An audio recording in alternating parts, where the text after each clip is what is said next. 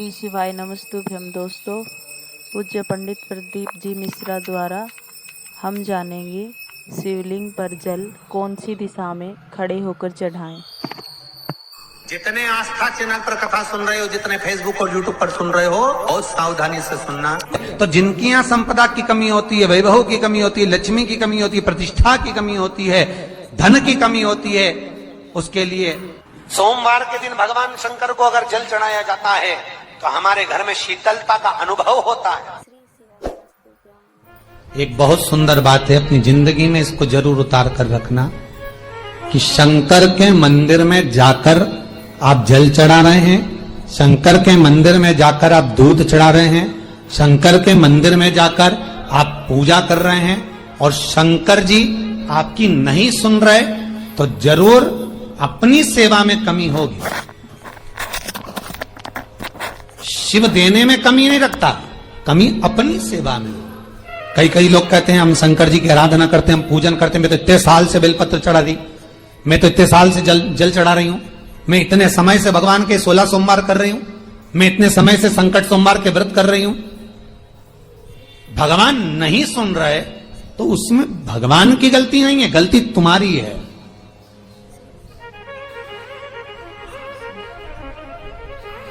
गलती तुम्हारी है। जब 10 दिशाओं को भगवान शंकर ने बांटा और शंकर भगवान ने 10 दिशाओं को बांटा तो 10 दिशाओं का आधिपत्य बनाया ये कि कौन सी दिशा में कौन सा देवता इसका आधिपत्य रखेगा, कौन से देवता यहां पर निवास करेंगे, किसका आधिपत्य इस दिशा में होगा।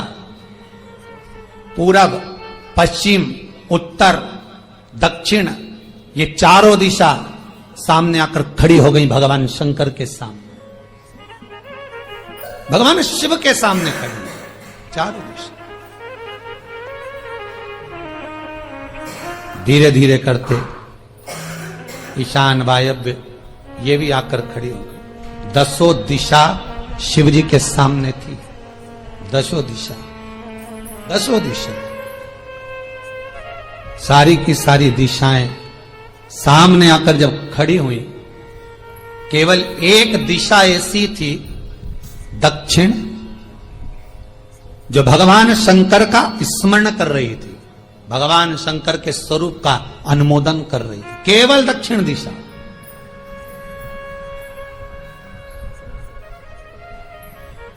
कई लोगों के मन में एक प्रश्न है, जीवन से होगा शायद, और जितने लोग टीवी पर सुन रहे हैं, मोबाइल पर सुन रहे हैं कथा को, यूट्यूब, फेसबुक पर, आपके भी मन में यह प्रश्न आया होगा, कभी जिंदगी में तो आया होगा कि शंकर जी की जलाधारी उत्तर में क्यों होती है। कभी तो जीवन में प्रश्न आया होगा आपके भी कि सब शंकर जी के मंदिर में शंकर जी की जलाधारी उत्तर की क्यों होती है, किस लिए रहती?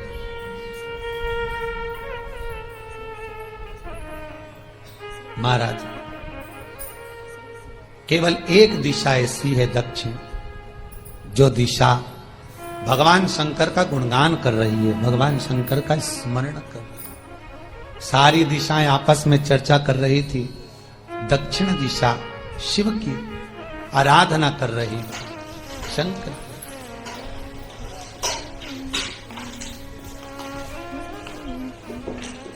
वहीं पर उत्तर जो दिशा थी वो खड़ी होकर दक्षिण दिशा की ओर हंसने लगी। सारी दिशाएं, होता है जब 10 फ्रेंड, 10 सहेलियां, सरल भाषा में समझिए इसको, 10 फ्रेंड, 10 सहेलियां एक जगह पर इकट्ठी हुई और एक सहेली अकेली बैठकर माला जपे, नाम जपे, या हैंडसेट मोबाइल चलाए, या फोन पर लगी रहे, या बात करे, तो जितनी जो सहेलियां होंगी ना, ठिठोली तो करेंगी ना। दक्षिण दिशा को देखकर उत्तर दिशा ठिठोलियां करने लगी, हंसने लगी। भगवान शिव की आराधना में दक्षिण लगी हुई थी। पूरब और पश्चिम ये 2 दिशा ऐसी थी जिनको बहुत अभिमान था, बहुत अभिमान। तो इन्होंने तो पहले ही सोच लिया था कि सर्वदेव हमारे अधीन, पूरब और पश्चिम के अधीन सर्वदेव। तो जब सर्वदेव मेरे अधीन है, हमारे अधीन है, तो हम क्यों जपें, हम क्यों स्मरण करें? पूरब और पश्चिम बैठे रहे। एक सिंपल भाव में बैठे भी रहो ना, मत हंसो, मत ठिठोली करो तो भी चल जाए, पर उत्तर ठिठोली करो। और उत्तर दिशा ने जैसे ही ठिठोली करी, शब्दों के बाण कहना दक्षिण को चालू करे, इतने में भगवान शंकर जो मध्य थे सामने, जिस शिव की आराधना दक्षिण दिशा कर रही थी, जिसके स्वामी है यमराज,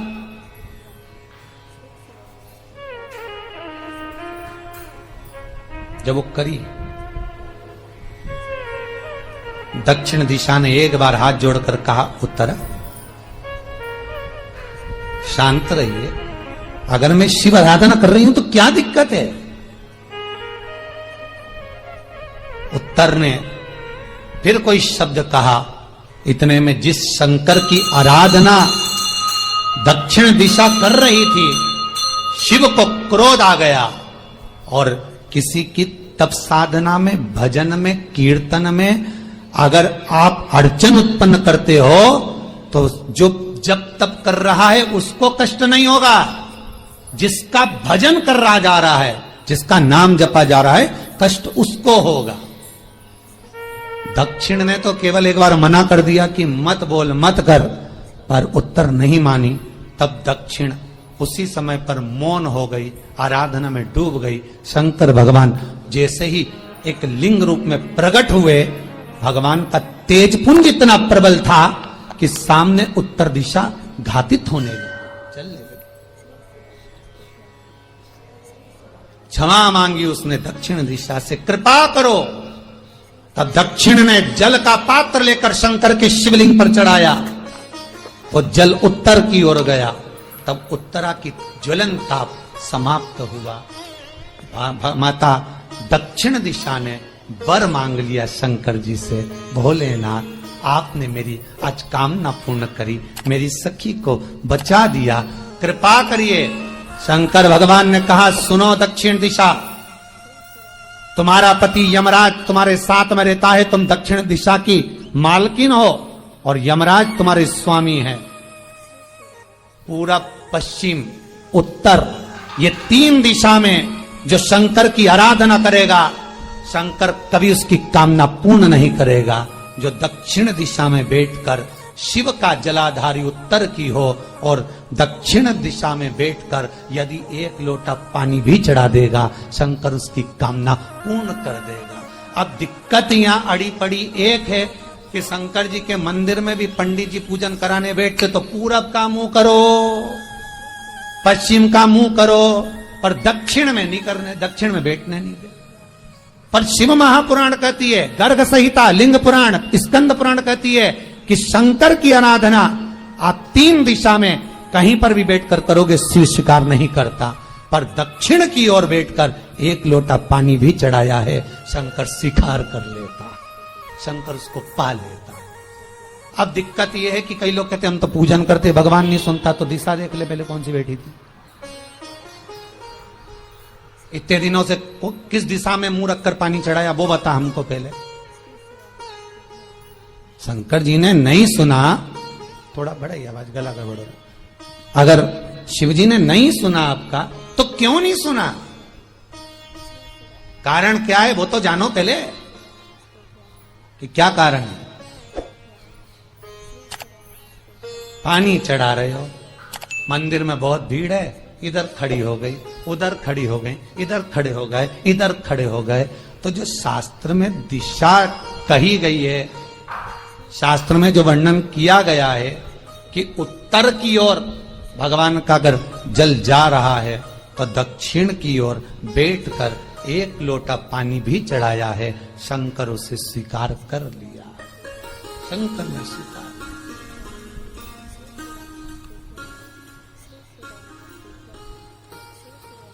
भगवान उसको स्वीकार कर।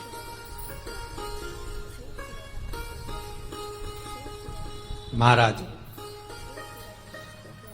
आराधना करी दक्षिण में, फिर आराधना करी, एक वर तो मांग ही लिया है, और ये वर सबके लिए मांगा है, कोई अकेले के लिए नहीं मांगा दक्षिण देवी ने, है दक्षिण दिशा ने जो मांगा वो सबके लिए मांगा, किसी एक के लिए नहीं। तो दक्षिण फिर तप कर रही है, दक्षिण दिशा फिर आराधना, और दक्षिण दिशा ने फिर आराधना प्रारंभ करी, भगवान शिव का अनुमोदन स्मरण किया, भगवान रस तत्व को ग्रहण करने का भाव प्रकट किया, फिर अब जो दक्षिण ने तप किया, आज गौरी शंकर का तप, माता पार्वती और शिव का तप, फिर मांगा, बाबा प्रसन्न होकर, हे दक्षिण तुमने फिर तप कर लिया, फिर साधना कर ली, प्रभु एक वर और चाहिए, बोलो क्या वर, क्या वर दिया जाए।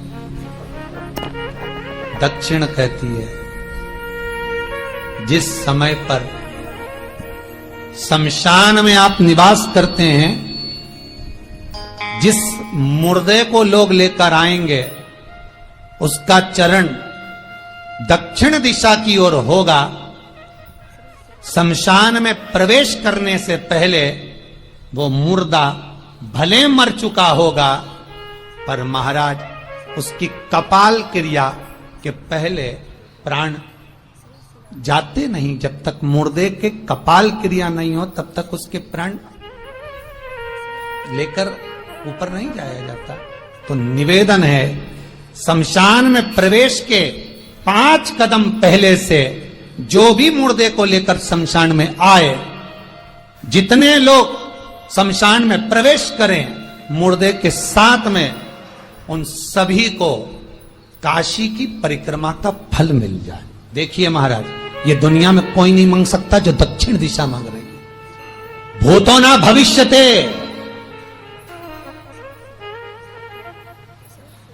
जो दक्षिण दिशा भगवान से मांग रही है वो कोई नहीं मांग सकता।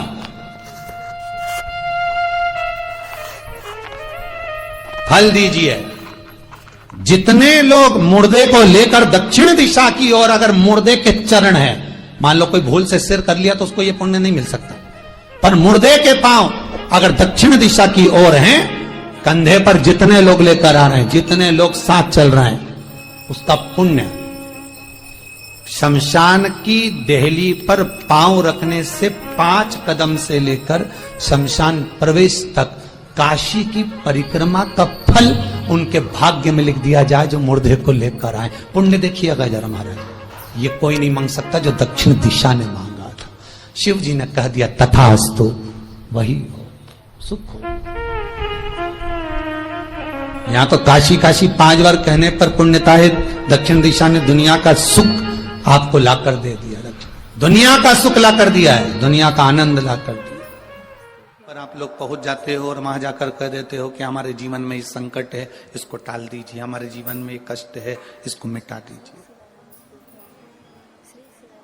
शिव महापुराण की कथा कहती है,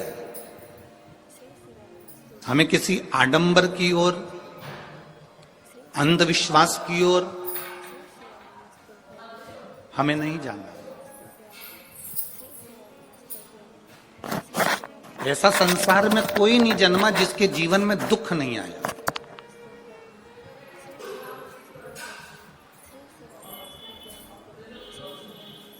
मट्टी का जो घड़ा बनकर रखा हुआ है, वो मट्टी का घड़ा अग्नि में तपता है तभी तो उसमें पानी रुकता है।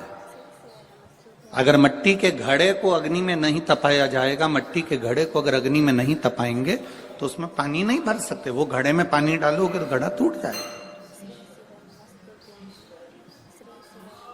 घड़े में अगर पानी भरना है, मट्टी के घड़े में अगर जल भरना है तो घड़े को तपना पड़ेगा। घड़ा तपेगा तब उसमें पानी भराएगा। और अगर वो घड़ा तपा नहीं है, ऐसे कैसे ही रखा हुआ है, बस मट्टी का तुमने घड़ा बना लिया, उसको अग्नि में नहीं तपाया, तो उसमें पानी की बूंद पड़ेगी, पानी पड़ेगा और वो गलकर नीचे गिर जाएगा। घड़ा तपता है तब उसमें पानी ठहरता है।